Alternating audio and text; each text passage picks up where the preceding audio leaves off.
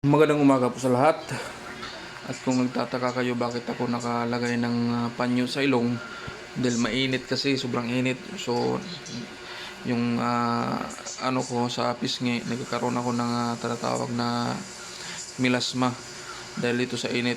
Kasi dati nung nasa Bohol kami sa dagat, ilang araw kami nagbabad doon. Sobrang init doon, hanggang nagkaroon ng gas-gas yung ano ko, pisngi. Kaya nagkakaroon siya ng milasma hanggang hindi na siya nawala. So bawal ito masubran sa init. Kaya baka mas lalong lalala.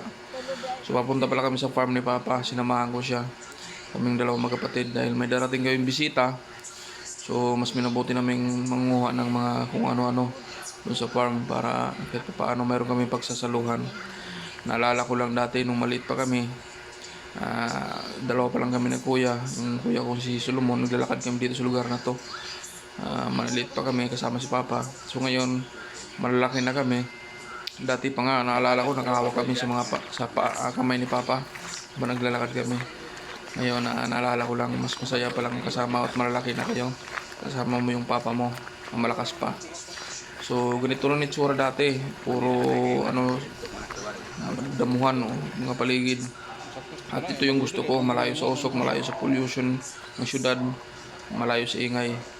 So pag pumunta talaga ako sa lugar na to, mas gusto ko talaga maggala dito sa lugar, paikot-ikot kung saan-saan lang, para naman na hindi boring. At saka siyempre yung kung ano dati ang kinasanayan natin, hanapin natin yan. Mas lami na, pati ang luto ng karon pa. Putol-putol lang. Pati ang luto ng karon, pati palak.